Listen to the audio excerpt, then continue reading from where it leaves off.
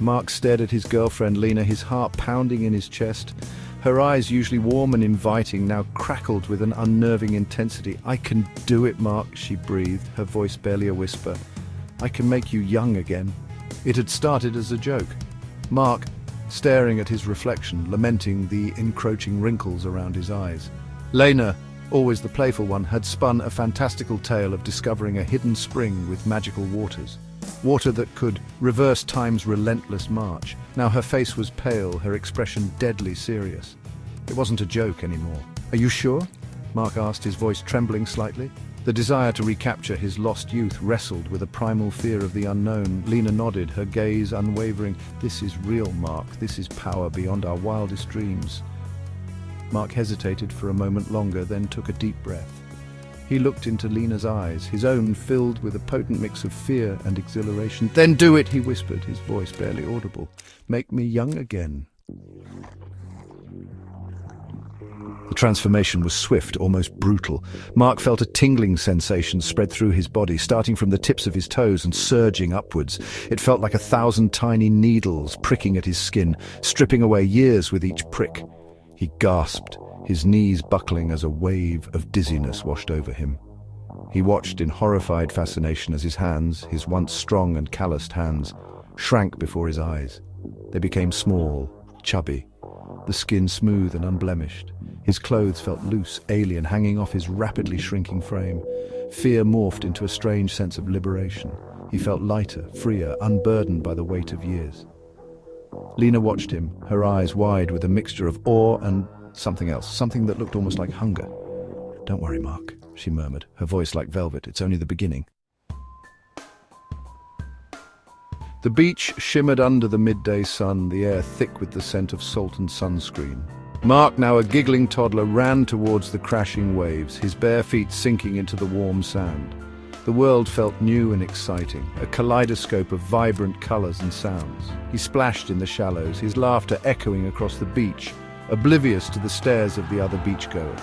Lena, her face shaded by a wide-brimmed hat, watched him with an unreadable expression.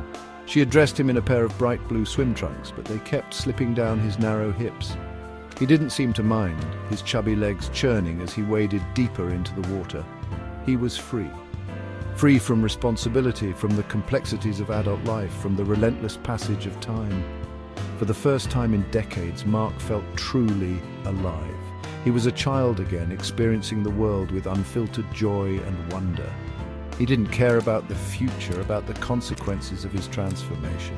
All that mattered was the feel of the sun on his skin, the taste of salt on his lips, the pure, unadulterated freedom of the moment.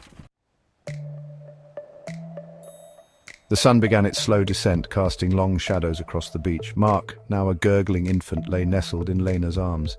His earlier boundless energy had given way to a blissful contentment. He had cried when Lena stripped him of his wet trunks, but now, naked against her skin, he felt a sense of primal security. She held him close, her touch gentle yet firm. He felt the warmth of her body against his, the soft rise and fall of her chest as she breathed.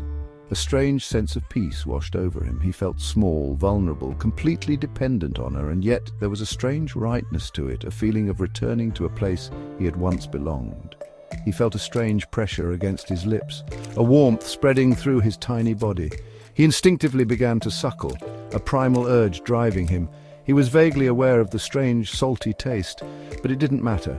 It felt natural, comforting, a connection to something ancient and powerful. He closed his eyes, surrendering to the sensation, his last coherent thought a fleeting question: would he ever go back? Lena's eyes sparkled with a mixture of love and possessiveness as she cradled Mark, who was now regressing even further. He was getting even younger, de-aging from a baby into a newborn as he suckled on her nipple. She looked down at him with a tender smile, her voice a soft whisper that carried a weight of finality. "I prefer you this way, my little one," she murmured, her words laced with an intense, almost overwhelming affection. Mark's tiny body continued to shrink, his features softening into those of a newborn. Each passing second saw him becoming smaller, more fragile, more dependent on Lena for everything. He felt a strange mix of fear and comfort, the primal act of suckling grounding him in the moment. As Lena's words echoed in his mind, they became a soothing mantra, a lullaby that eased his fears and anchored him in this new reality. The world around him grew dimmer, his senses overwhelmed by the warmth and security of Lena's embrace. He surrendered completely, his last coherent thought dissolving into a sea of contentment. In that moment, Mark knew that he had found his place, a place where time had no meaning, and the bonds of love and dependency were all that mattered, all that